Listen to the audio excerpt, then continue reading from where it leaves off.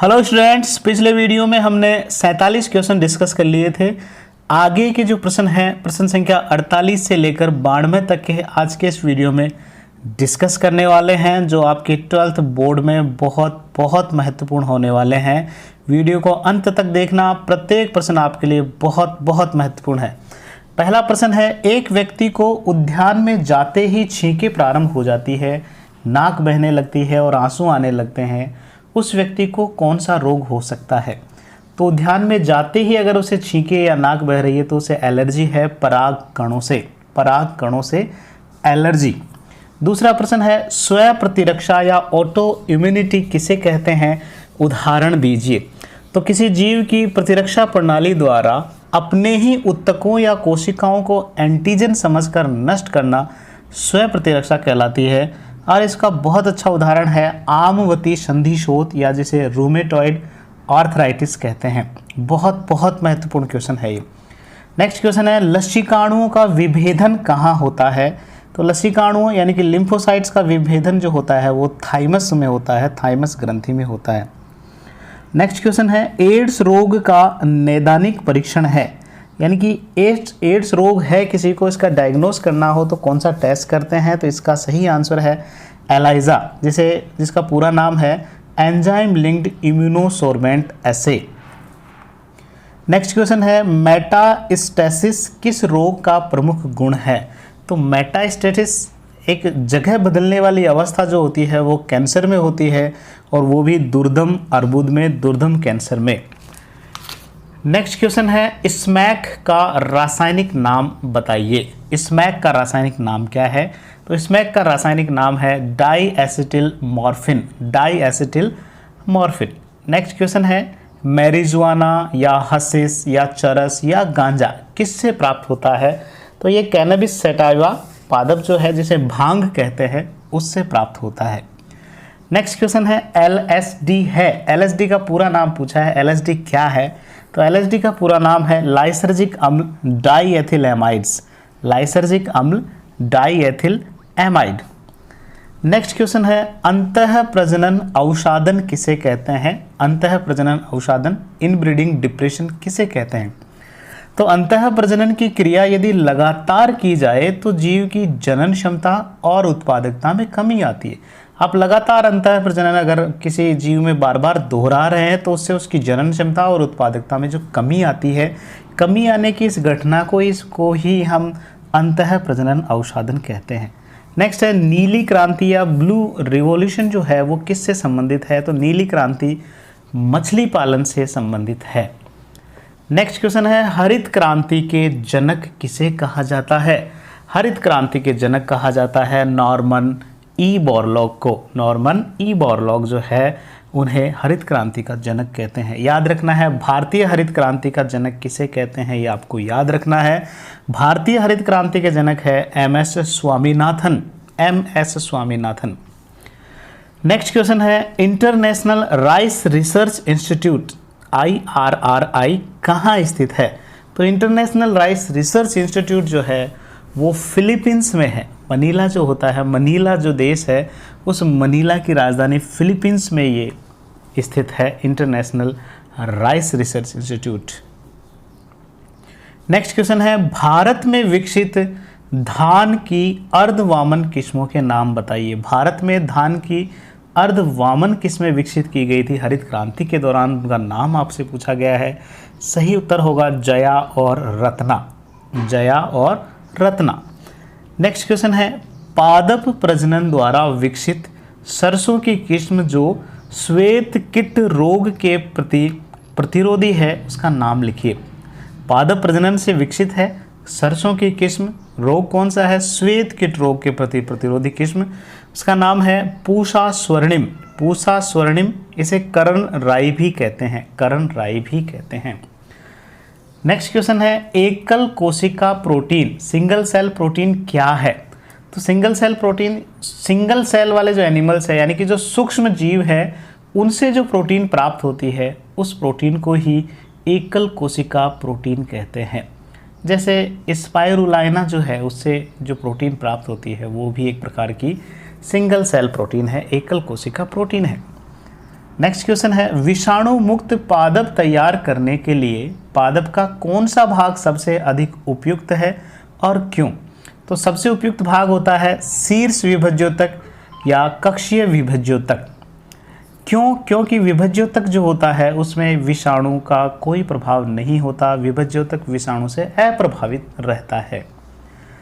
Next question है प्रतिकृतिकरण की उत्पत्ति किसे कहते हैं? ओरिजिन ऑफ रेप्लिकेशन जो होता है वो क्या है, किसे कहते हैं?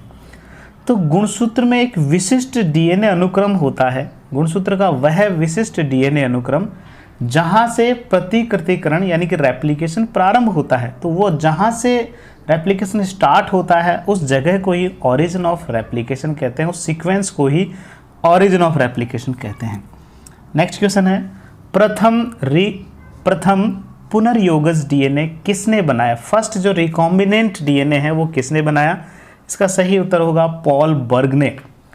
नेक्स्ट क्वेश्चन है पीसीआर की खोज किसने की? पीसीआर पॉलीमरेज चेन रिएक्शन जो है उसकी खोज किसने की?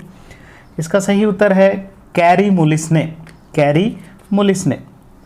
नेक्स्ट क्वेश्चन है आणविक कैंचिया किसे कहा जाता है?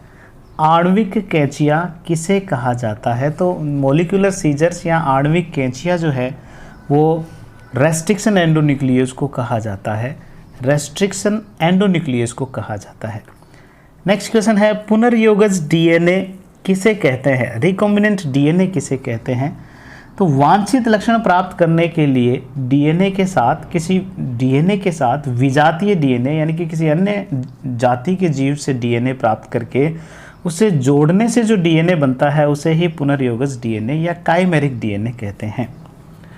नेक्स्ट क्वेश्चन है प्रथम प्रतिबंधन एंडोन्यूक्लियस एंजाइम जो है वो कौन सा है? पहला रेस्ट्रिक्शन एंडोन्यूक्लियस कौन सा है? और उसका उत्तर है हिंद सेकंड।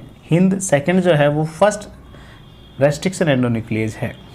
नेक्स्ट क्वेश्चन है इको R1 में CO का क्या संकेत है? ये किसका संकेत है? जो इको R1 में CO है तो वो किसका संकेत है? तो दूसरा जो CO होता है, शब्द जो होता है वो जाति का संकेत होता है।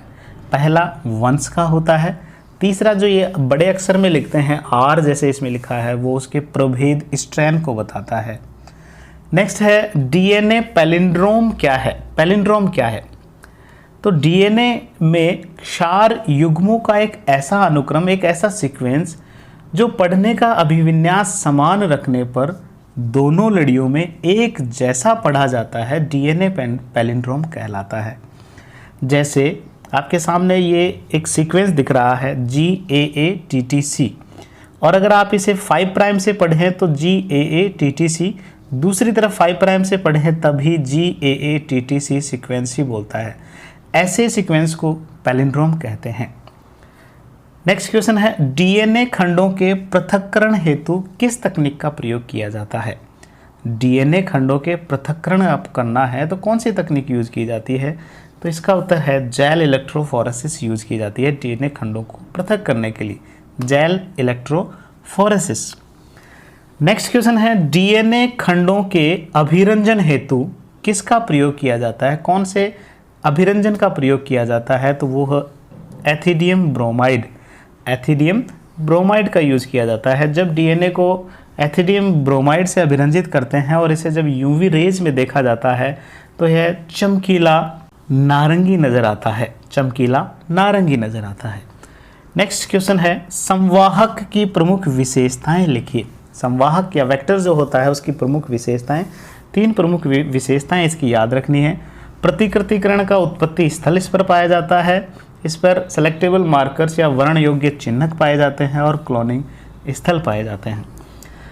नेक्स्ट क्वेश्चन है टीडीएनए क्या है? टीडीएनए क्या है? यह किससे प्राप्त होता है? तो टीडीएनए होता है ट्रांसफर डीएनए, टी से यहाँ है ट्रांसफर डीएनए, और ये जो डीएनए है ये एग्रोबैक्टीरियम ट्यूमीफेसियंस एक बैक्टीरिया है उसमें पाया जाता है। नेक्स्ट क्वेश्चन है निवेशी निष्क्रियता या इंसर्शनल इनएक्टिवेशन किसे कहते हैं? निवेशी निष्क्रियता किसे कहते हैं?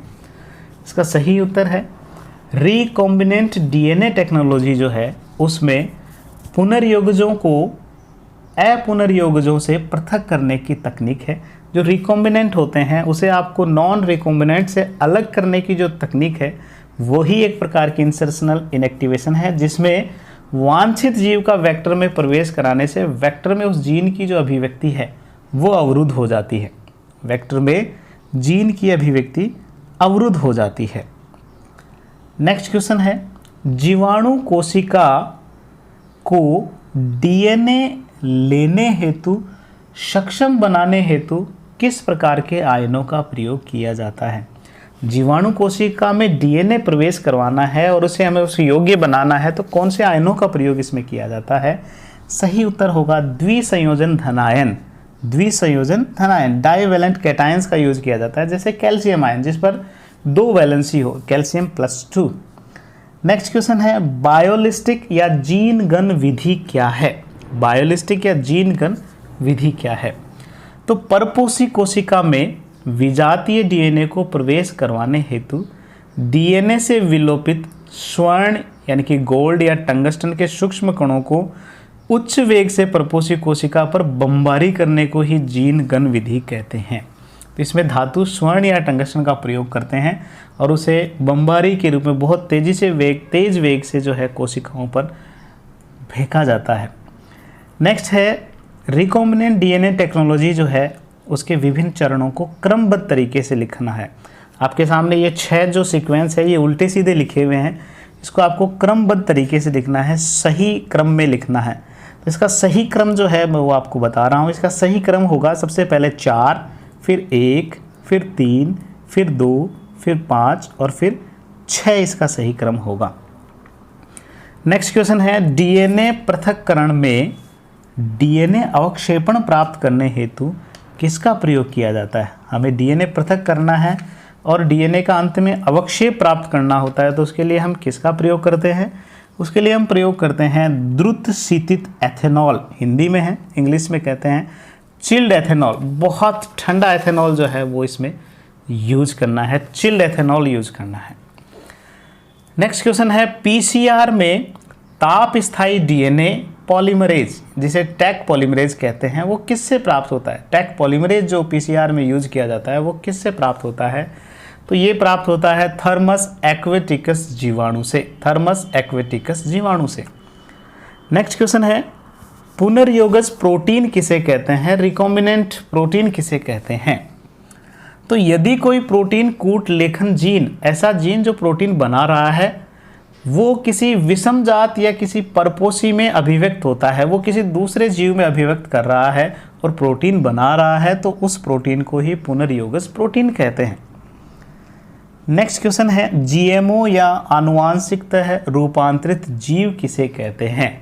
बहुत महत्वपूर्ण है, बहुत बार एग्जाम में सीधे सीधे पूछा जाता है, जीएमओ किसे कहते हैं, क्या है इसका पूरा नाम भी पूछा जा सकता है। तो जीएमओ जो है वो है जेनेटिकली मॉडिफाइड ऑर्गेनिज्म, ऐसे पौधे, जीवाणु, कवक या जंतु जिनके जीन्स में हस्तकौशल द्वारा परिवर्तन किए जा चुके हैं उन्हें ही जीएमओ कहते हैं, जेनेटिकली मॉडिफाइड ऑर्गेनिज्म कहते हैं।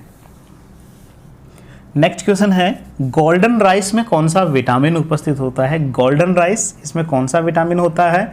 तो गोल्डन राइस में विटामिन होता है विटामिन ए। गोल्डन राइस में कौन सा विटामिन होता है? Vitamin A. नेक्स्ट क्वेश्चन है, बीटी है, बीटी क्या है? तो बीटी एक जीवाणु है, बैसिलस थुरिनजिएंसिस उसका पूरा नाम है, बीटी बैसिलस थुरिनजिएंसिस। बीटी का पूरा नाम क्या है? बैसिलस थुरिनजिएंसिस। बहुत बहुत महत्वपूर्ण है, जनरल साइंस में भी आजकल इससे संबंधित प्रश्न आते हैं, बैसिलस थुरिनजिएंसिस। नेक्स्ट क्वेश्चन है, बीटी जीव विष कोडित करने वाला जीन कौन सा है? बीटी जो पॉइजन बनता है कीटों को मारने वाला, उसके लिए जीन कौन सा है? तो उस जीन का नाम है क्राइजीन। क्राइजीन इसके लिए उत्तरदायी होता है विष बनाने वाला। याद यहाँ आपको ये भी रखना है, 3 जीन अपने यहाँ बुक में दिए हुए हैं, एक है क्राई1AC और दूसरा क्राई2AB। क्राई1AC और क्राई2AB ये दोनों कपास के मुकुल कृमि को नियंत्रित करने का काम करते हैं। और तीसरा जीन है क्राई1AB, ये मक्का छेदक कीट जो है उसे नियंत्रित करता है, उसे खत्म करता है, मारता है। नेक्स्ट क्वेश्चन है, तंबाकू का जड़ ग्रंथि रोग किससे होता है? तंबाकू का जो जड़ ग्रंथि रोग है, आरएनए इंटरफेरेंस जो टॉपिक है उसमें ये मिलेगा। तंबाकू का जड़ ग्रंथि रोग किससे होता है? यह रोग होता है एक सूत्रकृमि, एक निमेटोड से, जिसका नाम है मिल्वाडेगाइन इनकॉग्निशिया। मिल्वाडेगाइन इनकॉग्निशिया। नेक्स्ट क्वेश्चन है, सर्वप्रथम मानव इंसुलिन निर्माण में सफलता प्राप्त करने वाली कंपनी कौन सी है? सबसे पहले जो मानव इंसुलिन बनाने वाली कंपनी पूछी है, ये अमेरिका की एक कंपनी थी, नाम है एली लिली कंपनी। इसने सन 1983 में इंसुलिन बनाने में सफलता प्राप्त की। नेक्स्ट क्वेश्चन है, जीन चिकित्सा का पहला प्रयोग कब व किस पर किया गया? बहुत बार ये प्रश्न पूछा जा चुका है। जीन चिकित्सा या जीन थेरेपी से संबंधित प्रश्न आता है। जीन चिकित्सा का सबसे पहला प्रयोग कब किया गया था, किस पर किया गया और कौन से रोग के लिए किया गया? तो ये आपको याद रखना है। जीन चिकित्सा का सबसे पहला प्रयोग किया गया था सन 1990 में। कब किया गया? सन 1990 में ये प्रयोग किया गया था। किस पर किया गया? एक 4 वर्षीय लड़की जिसका नाम था अशांति, उस पर ये किया गया। और ये जो प्रयोग करने वाले जो व्यक्ति थे, जो डॉक्टर थे, वो थे डॉक्टर विलियम फ्रेंच एंडरसन। इन्होंने एडिनोसिन डीएमिनेज की कमी को दूर करने के लिए जीन चिकित्सा का प्रयोग किया था। नेक्स्ट क्वेश्चन है, पारजीवी जंतु किसे कहते हैं? ट्रांसजेनिक एनिमल्स किसे कहते हैं? तो ऐसे जंतु जिनके डीएनए में परिचालन द्वारा एक अतिरिक्त जीन व्यवस्थित किया गया है, एक एक्स्ट्रा जीन उसमें डाल दिया गया है और वो जीन अपना लक्षण व्यक्त भी करता है, प्रकट भी करता है। ऐसे जीवों को ट्रांसजेनिक एनिमल्स या पारजीवी जंतु कहते हैं। नेक्स्ट क्वेश्चन है, पारजीवी गाय, एक पारजीवी ट्रांसजेनिक गाय बनाई गई जिसका नाम था रोजी। उसके दूध में कौन सा प्रोटीन पाया जाता है? ये प्रश्न एक बार पूछा गया है, बहुत महत्वपूर्ण है। तो रोजी जो गाय है उसके दूध में था protein alpha lactalbumin. Alpha lactalbumin, alpha lactalbumin रोजी जो गाय थी उसके दूध में पाया जाता है। नेक्स्ट क्वेश्चन है, जीईएसी का पूरा नाम लिखो। जीईएसी का पूरा नाम लिखो। भारत की जो ये संस्थान है जीईएसी, इसका पूरा नाम है genetic engineering appraisal committee. Genetic engineering appraisal committee. Next question है जो बहुत महत्वपूर्ण है, बहुत बार एग्जाम में सीधे पूछा जाता है, बायोपायरेसी किसे कहते हैं? बायोपायरेसी किसे कहते हैं? तो बहुत सारी ऐसी कंपनियां, मल्टीनेशनल कंपनियां या कोई दूसरा संगठन जो किसी राष्ट्र को या किसी वहां के लोगों को बिना व्यवस्थित अनुमोदन या क्षतिपूरक भुगतान के जैव संसाधनों का उपयोग करता है तो उसे बायोपायरेसी कहते हैं। कहीं के भी किसी भी तरह के जो संसाधन है उसका जब तक आप उसका प्रॉपर क्षतिपूरक भुगतान नहीं कर सकते, अनुमोदन नहीं करें, तब तक आप उसका यूज़ नहीं कर सकते हैं। अगर कोई इसका यूज़ ऐसे करता है तो उसे बायोपायरेसी की श्रेणी में रखते हैं। तो इसकी सही परिभाषा जो है आपको इस तरह लिखनी है कि मल्टीनेशनल कंपनियों व दूसरे संगठनों द्वारा किसी राष्ट्र या उसके संबंधित लोगों से बिना व्यवस्थित अनुमोदन व क्षतिपूरक भुगतान के जैव संसाधनों का उपयोग करना ही बायोपायरेसी कहलाता है। ठीक है बच्चों, आज के लिए इतना ही। अगले वीडियो में शेष जो रह गए हैं इकोसिस्टम के क्वेश्चंस वो आपको मैं देने वाला हूँ। Thank you.